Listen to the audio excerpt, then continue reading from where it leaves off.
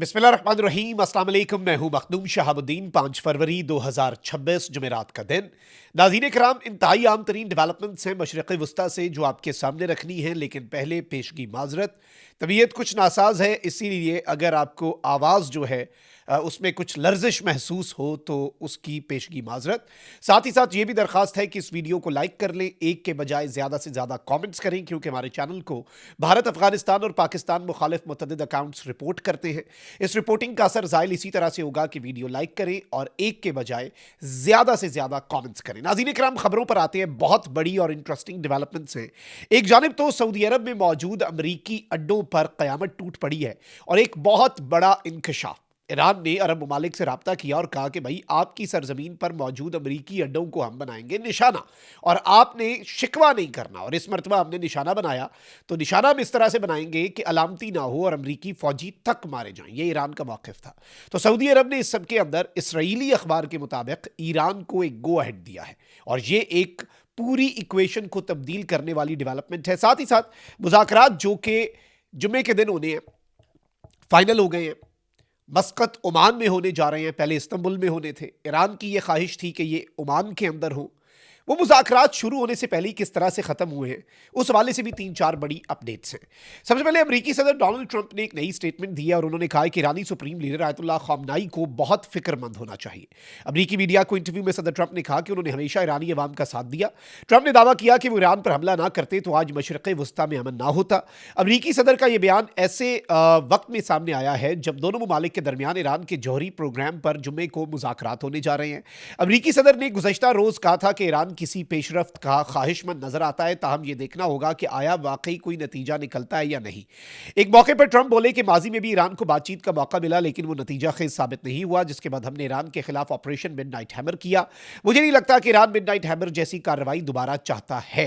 अच्छा, एक जानिब तो अमरीकी हुक्काम ने भी अब इसकी तस्दीक कर दी है जो मुज़ाकरात होने जा रहे हैं। ईरान अमरीका मुज़ाकरात की तातुली से मुतल्लिक बहुत बड़े बड़े क्लेम आ रहे थे वेस्टर्न मीडिया में कि ये मुज़ाकरात शुरू होने से पहले ही ख़त्म हो गए हैं, लेकिन अब तमाम तर क़यास आराइयाँ दम तोड़ गई हैं। ईरान और अमरीका ने मुज़ाकरात तयशुदा दिन और वक्त के मुताबिक होने की तस्दीक कर दी है।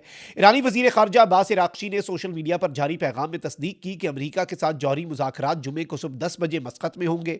ईरानी वज़ीर ख़ारजा ने तमाम ज़रूरी इंतज़ामात करने पर ओमानी भाइयों से इज़हार तशक्कुर किया। दूसरी जानिब दो सीनियर अमरीकी ओहदेदारों ने भी अमरीकी मीडिया से गुफ्तगू में मुज़ाकरात ओमान में होने की तस्दीक कर दी।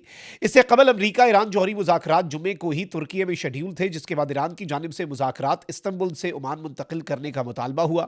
ईरान ने मुज़ाकरात का मकाम तब्दील करने के साथ साथ मुज़ाकरात में इलाकाई शराकतदारों को शामिल ना करने और बातचीत सिर्फ जौहरी मामलात तक महदूद रखने का भी मुतालबा किया। ताहम इन मुतालबात को तस्लीम या रद्द किए जाने से मुतल्लिक फिलहाल कोई तफसीलात सामने नहीं आ सकी। इस्तंबुल में जो मुज़ाकरात थे उसमें इस रीजन के अहम तरीन ममालिक जो हैं, इंक्लूडिंग सऊदी अरेबिया, पाकिस्तान, सब ममालिक इन्वाइटेड थे। ईरान ने कहा है कि बाकी ममालिक जो हैं, ये हमारी दरख्वास्त है कि वो ना आएँ। हम बायलेटरल मुज़ाकरात जो हैं वो अमरीका के साथ करते हैं, और ये मुज़ाकरात सिर्फ और सिर्फ ईरान के जौहरी प्रोग्राम तक महदूद रहें और बाकी कोई मुतालबा ना हो। बाकी मुतालबात क्या हैं अमरीका के? बहुत सिंपल मुतालबात हैं। नंबर 1, ईरान अपने जौहरी प्रोग्राम को मुकम्मल तौर पर ख़त्म कर दे। नंबर 2, ईरान में जो 400 किलोग्राम हाईली एनरिच यूरेनियम है उसकी महफूज ईरान से बाहर मुंतकिली। तीसरा, ईरान अपना लॉन्ग रेंज मिसाइलों की जो पूरी ईरान के पास स्टॉक पाइल है और ईरान के जितने प्रोग्राम्स हैं हर चीज़ को गिव अप कर दे, ताकि ईरान की रेंज में इसराइल आ ही ना सके। चौथा ये कि ईरान इस रीजन के अंदर मौजूद जितनी प्रॉक्सीज हैं या मकामी कुछ मलेशिया हैं, कुछ ऐसे जंगजू ग्रुप्स हैं जिनकी ईरान हिमायत करता है, ईरान वो हिमायत रोक दे। अब नाज़रीन इकराम, तफसीलात ये हैं कि ईरान इसमें से क्या क्या कर सकता है और क्या नहीं, और क्यों ये कहा जा रहा है कि मुज़ाकरात बेनतीजा ख़त्म होंगे, ये ज़रा आपने समझना है। अमरीका और ईरान के दरमियान मुज़ाकरात का आगाज़ से कबल ही ख़तरे में पड़ना जो है वो ज़ाहिर हो चुका है। अमरीकी न्यूज़ वेबसाइट का दावा है कि अमरीका जो है वो जो मुज़ाकरात के हवाले से, और ये अमरीकी न्यूज़ वेबसाइट ने दावा किया है कि ईरान को आगाह किया गया है कि ईरान के जो मुतालिबात हैं कि भाई इस तरह से मुज़ाकरात हो, ये कबूल जो है ये नहीं किया जाएगा। और इस सब के अंदर ईरान ने पहला बड़ा जो सरप्राइज़ दिया है वो ये है कि एक तो ईरान ने कहा है कि हम अपना जो लॉन्ग रेंज मिसाइलों का हमारा पूरा निज़ाम है, हम उसके ऊपर कोई इफ्स एंड बट्स नहीं है, कोई अगर मगर नहीं है। वहीं दूसरी जानिब ईरानी सुप्रीम लीडर आयतुल्लाह ख़ामनाई के मुशीर रियर एडमिरल अली शमखानी ने एक इंटरव्यू में कहा है कि ईरान के अफजोदा यूरेनियम को बैरून मुल्क मुंतकिल करने का मामला मुकम्मल तौर पर खारिज अज़ इम्कान है। इससे पहले यह बात हो रही थी कि चले अमरीका नहीं, रशिया ईरान का इत्तेहादी है, इस अफजोदा यूरेनियम को रशिया मुंतकिल कर दिया जाए। अब नाज़रीन कराम ये बात सामने आ रही है कि इस अफजोदा यूरेनियम को ईरान से बाहर मुंतकिल करने का सवाल ही पैदा नहीं होता, ये स्टेटमेंट आई है। गैर मुल्की खबर एजेंसी के मुताबिक अरब मीडिया को दिए गए इंटरव्यू में अली शमखानी फौजी वर्दी में मलबूस थे। उन्होंने कहा कि इस इंतखाब का एक अमली पैगाम है जो किसी भी मुमकिन सूरत हाल के लिए ईरान की मुकम्मल तैयारी की अक्कासी करता है। ये यूजुअली फौजी वर्दी में सामने नहीं आते। रियर एडमिरल इनका रैंक है और नेवी का रैंक है ये, और ये फौजी वर्दी में पहली दफ़ा इस तरह से सामने आए हैं, अनप्रेसिडेंटेड है। और इन्होंने खुद कहा कि भाई ये एक मैसेज है। अली शमखानी ने कहा कि ईरान इस वक्त जंग के साए में ज़िंदगी गुजार रहा है, ताहम इस तैयारी का मतलब तसादुम की ख्वाहिश नहीं बल्कि दुश्मनों की जानिब से दी जाने वाली धमकियों और दबाव का जवाब है। अली शमखानी ने वाज़ेह किया कि मुज़ाकरात सिर्फ जौहरी मामले पर और सिर्फ अमरीका के साथ मुमकिन है, बशर्तिया के दो बुनियादी शराइत पूरी की जाएँ कि जो धमकियों का खात्मा और गैर हकीकत पसंदाना मुतालबात से दस्तबरदारी। यानी एक तो ये कि इन्होंने कहा कि हम सिर्फ अमेरिका से बात करेंगे, इसमें कोई और फरीक नहीं होगा। दूसरा ये कि दो बुनियादी शराइत हैं, धमकियां ना दी जाएं, और दूसरा ये जो आप अनरीजनेबल किस्म के हमसे मुतालबात कर रहे हैं वो ना करें। ईरान के अफजोदा यूरेनियम किसी दूसरे मुल्क मुंतकिल किए जाने से मुतल्लिक खबरों को मुस्तरद करते हुए अली शमखानी ने कहा कि इस इकदाम का कोई जवाज़ नहीं बनता। अब यही असल चीज़ है कि भाई ईरान के अंदर 400 किलोग्राम अफजोदा यूरेनियम मौजूद है, जो ऑपरेशन मिडनाइट हैमर जो अमरीका ने पिछले साल किया उसमें भी महफूज रहा। तो असल तो उसी का मसला है। उन्होंने ईरानी सुप्रीम लीडर जो हैं उनके इस फतवे की याद दहानी कराई जिसमें जौहरी हथियारों पर पाबंदी आयद की गई है, और जोर दिया कि ईरान का जौहरी प्रोग्राम मुकम्मल तौर पर पुरअमन है। अली शमखानी ने कहा कि अगर खदशात बरकरार रहते हैं तो ईरान मुल्क के अंदर ही यूरेनियम अफजोदगी की सतह 60% से कम करके 20% तक लाने पर गौर कर सकता है, लेकिन यह इकदाम सिर्फ ठोस सियासी और मुआशी मुआवजे के बदले मुमकिन होगा। यानी ईरान पर से सैंक्शंस जो हैं वो फिर हटानी पड़ेंगी, लेकिन यह अफजोदा यूरेनियम ईरान से बाहर नहीं जा रहा।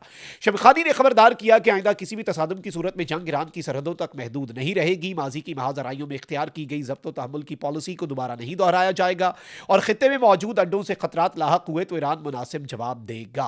अब ये नाज़रीन कराम एक बहुत बड़ी डेवलपमेंट है। अब मार्को रूबियो ने क्या कहा है, जो अमेरिका का सेक्रेटरी ऑफ स्टेट है, अमेरिका का वजीर खारजा है, वो कहता है कि अमेरिका कोई न्यूक्लियर डील ईरान के साथ कबूल नहीं करेगा अगर ईरान अपने लॉन्ग रेंज बैलिस्टिक मिसाइल्स को लिमिट नहीं करता, क्योंकि उन्होंने ये वार्निंग दिया है कि भाई ईरान इस पोजीशन में नहीं होना चाहिए कि वो इसराइल को थ्रेट कर सके, ये हमारा मुतालबा है। अब मार्को रूबियो ने कोई इफ्स एंड बट्स नहीं रखे, लेकिन ईरान क्या इस चीज के ऊपर राजी हो जाएगा, इसके चांसेस कम है। अब आते हैं असल तबाकुन खबर के ऊपर। सऊदिया के हवाले से पहले ये खबर आई कि सऊदिया ने अमेरिका को मना कर दिया कि हमारी एयर स्पेस नहीं इस्तेमाल करनी और ये हमला ना ही करो ईरान पर, तो अच्छा है।